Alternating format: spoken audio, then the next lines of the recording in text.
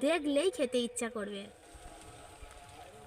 পুরো পরিবারকে খাওয়াতে পারবেন, মানে একসাথে বানানো হয়ে যাবে কম সময়ের মধ্যে। জালিদার ভাপা বেশ নরম তুলতুলে,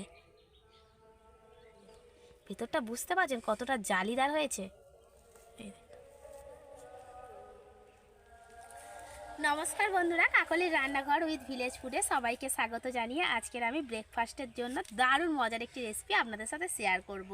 যখন আপনারা মনে করছেন যে প্রতিদিন সকালে রুটি পরোটা খেতে ভালো লাগে না, কিংবা বাচ্চাদের টিফিনের জন্য কি বানিয়ে দেবেন, ঠিক তখনই কিন্তু এই রেসিপিটা বানিয়ে নিতে পারবেন খুব সহজে।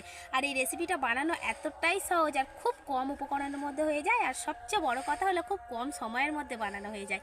আর বাচ্চারা যদি টিফিনটা খায় তো তাহলে বেশ পেটটা অনেকক্ষণ পর্যন্ত ভরা থাকে, বলতে পারেন একটা স্বাস্থ্যকর টিফিন।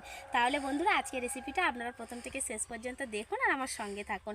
আর যে সকল বন্ধুরা এখনও পর্যন্ত নতুন তারা চ্যানেলটিকে সাবস্ক্রাইব এবং ফেসবুক পেজ থেকে দেখলে অবশ্যই ফলো করে আমার পাশে থাকবেন। তাহলে চলুন বন্ধুরা এখন রান্নাঘরে চলে যাই আর আজকের রেসিপিটা শুরু করে ফেলি। আজকের রেসিপিটা কিন্তু আমি 1 কাপ চাল দিয়েই বানাবো। আর আপনারা কিন্তু এই রেসিপিটা বানানোর জন্য যে কোনো চাল নিতে পারেন, মানে সে সেদ্ধ চাল হোক কিংবা আতপ চাল। আমি কিন্তু এখানে আতপ চাল নিয়েছিলাম আর চালটাকে ঘন্টা 2-এর জন্য ভিজিয়ে রেখেছিলাম যাতে নরম হয়ে যায়, বাটার সুবিধা হয়। এবার আমি মিক্সির জারের মধ্যে 1 কাপ চাল দিয়ে দেব। চালটা আমি কিন্তু ভেজানোর পর ভালো করে ধুয়ে নিয়েছি। এখান থেকে ঠিক মেপে মেপে আমি 1 কাপই দেবো। আপনারা আপনাদের পরিমাণ মতো কিন্তু বানিয়ে নিতে পারেন টিফিনটা। আর সিলের মধ্যেও কিন্তু বেটে নিতে পারেন। তবে একটা জিনিস লক্ষ্য রাখতে হবে, বাটার সময় কিন্তু একদম মিহি করে আটা করে ফেললে কিন্তু হবে না।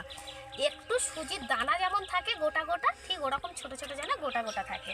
অল্প একটু জল দিয়ে দেবো, বেশি না, সামান্য, যাতে ঘুরতে সুবিধা হয়।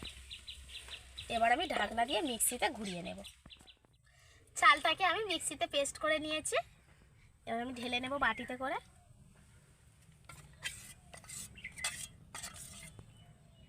এবার এই চালের গুঁড়োর মধ্যে আমি দিয়ে দেব সুজি।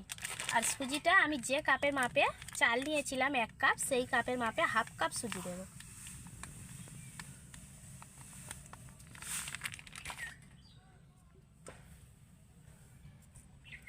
ওর মধ্যে আমি দিয়ে দেব স্বাদ মতো লবণ। এবার আমি একসাথে ভালো করে মিক্স করে নেব।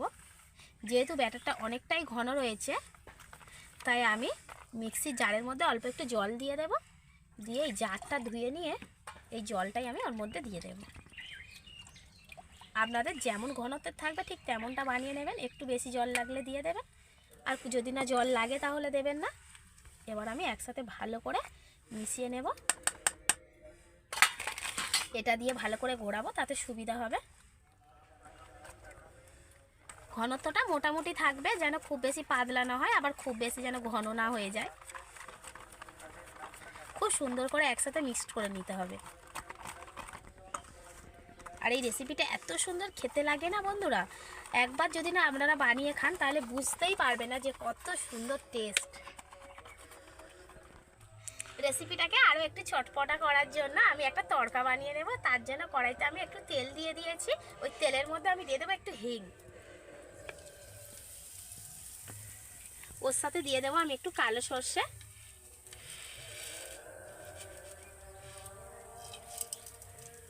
আর দিয়ে দেব একটু বিউলির ডাল আর একটু হলো ছোলার ডাল। আর ওর সাথে দিয়ে দেবো 2টো কাঁচা লঙ্কা। এগুলোকে এখন আমি তেলে ভালো করে ভেজে নেব।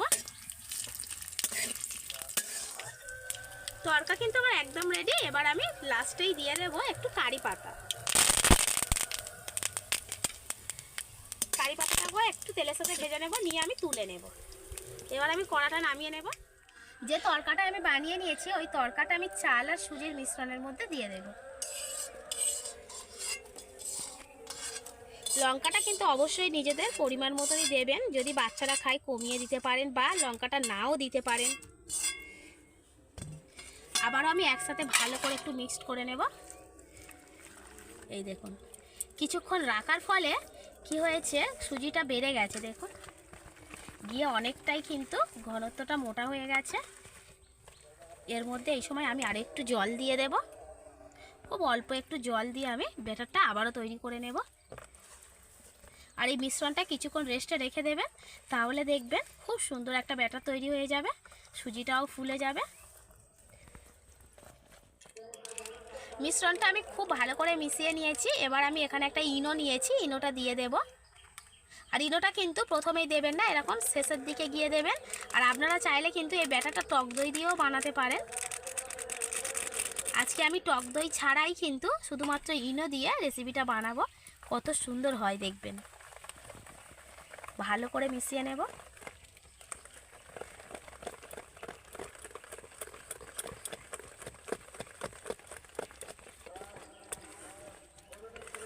এবার আমি এটাকে সেট করে নেব একটা থালার মধ্যে। ব্রেকফাস্টটা আমি এরকম একটা থালাতে করে বানাবো। আর থালার মধ্যে আমি একটু ঘি মিশিয়ে দিয়েছি। আর আপনারা কিন্তু এই সব কিছুকে একসাথে মিশিয়ে রাখতে পারেন রাত থেকেই। শুধু সকালবেলা উঠে কি করবেন, এটার মধ্যে একটু ইনো দিয়ে দেবেন, তাহলেই কিন্তু হয়ে যাবে। তাহলে কত চটজলদি বানানো হয়ে যাবে বলুন। এবার আমি থালার মধ্যে ব্যাটারটা দিয়ে দেব।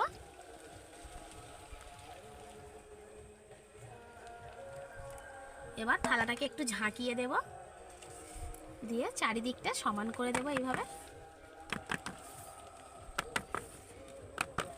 এবার চলে যাব আমি উনানের কাছে। উনান জেলে আমি কিন্তু কড়াইতে জল দিয়ে দিয়েছি, আর জলের ওপর একটা স্ট্যান্ডও বসিয়ে দিয়েছি। এবার থালাটাকে আমি আস্তে আস্তে স্ট্যান্ডের ওপর বসিয়ে দেব। একটু সাবধানে বসাতে হবে। এবার আমি ঢাকনা দিয়ে 5 থেকে 7 মিনিট মাঝারি আঁচে জাল দেব। মোটামুটি 7-8 মিনিট হয়ে গেছে। এবার আমি ঢাকনাটা খুলে নেব। এই দেখুন কত সুন্দর ফুলেছে, দেখুন ফুলে কিন্তু অনেকটাই বেড়ে গেছে, উঁচু হয়ে গেছে। আর এমনি কালার দেখেই বোঝা যাচ্ছে যে এটা তৈরি হয়ে গেছে। আর কাঠি দিয়ে দেখার দরকার নেই, আপনারা পারলে কাঠি দিয়ে একবার চেক করে নেবেন। দেখুন কীরকম শক্ত হয়ে গেছে দেখুন। আর এমনি কালার দেখেই বোঝা যাচ্ছে হয়ে গেছে। এবার আমি থালাটা কড়াইতে নামিয়ে আগে ঠান্ডা করে নেব। থালাটা আমার খুব ভালোভাবে ঠান্ডা হয়ে গেছে। আর এটাকে কিন্তু খুব ভালো করে ঠান্ডা করে নিতে হবে, তাহলেই কিন্তু থালা থেকে খুব সুন্দরভাবে উঠে আসবে।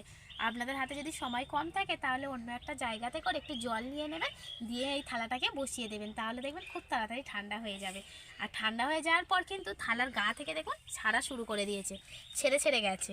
এবার আমি অন্য একটা থালা নিয়ে এটাকে উল্টিয়ে নেব, নিয়ে এই থালাটা থেকে তুলে নেব। একটু পিছন দিকে ঘা দিয়ে দেবো থালার মধ্যে, যদি না উঠতে যায়। এই দেখুন কত সুন্দর উঠে গেছে, দেখুন একটু থালাতে লেগে যায়নি, দারুণ উঠে গেছে। আর কি সুন্দর দেখতে লাগছে না, এই দেখুন দারুণ হয়েছে। এবার আমি কি করব, ছুরি দিয়ে পিস পিস করে কেটে নেব। আপনাদের যার যেমন পছন্দ সে তেমন শেপে কেটে নিতে পারে।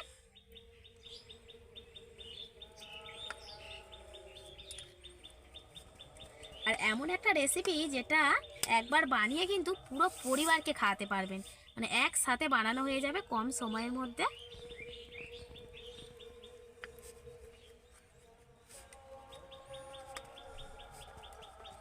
খুবই সহজ একটা রেসিপি, আর খেতে কিন্তু দারুণ লাগে। যে কোনো চাটনি বা সসের সাথে তো একদম জমে যাবে।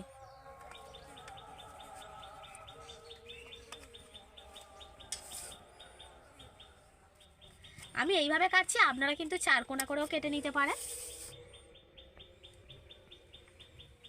খুব সুন্দর করে আমি কেটে নিয়েছি। এবার আমি এক একটা পিস তুলছি, দেখুন এই দেখুন কত সুন্দর হয়েছে, দেখুন একদম জালিদার হয়েছে, দেখুন জালিদার ফাঁপা, বেশ নরম তুলতুলে, একদম সফট রয়েছে, খেতে তো দারুণ লাগবে। প্লেটে আমি একটা একটা করে রাখছি, কত সুন্দর দেখতে লাগছে দেখুন, দেখলেই খেতে ইচ্ছা করবে।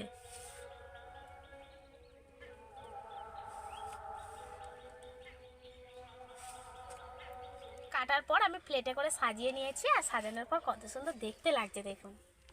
যার না খিদে পাবে সেও কিন্তু খেয়ে নেবে, এত সুন্দর হয়েছে, একদম সাদা ধবধব করছে। আমি ভেঙেও দেখাচ্ছি, দেখুন কতটা সফট হয়েছে। এই দেখুন প্রতিটা আমি ভাঙছি, এই দেখুন ভেতরটা বুঝতে পারছেন কতটা জালিদার হয়েছে। এই দেখুন। আপনারা কিন্তু বাড়িতে অবশ্যই করে এই রেসিপিটা একবার ট্রাই করবেন। যদি মনে করেন এর সাথে বাড়িতে চাটনি বানিয়ে নেবেন, তাহলে তো বিভিন্ন রকম চাটনি হয়, আপনারা বানিয়ে নিতে পারেন।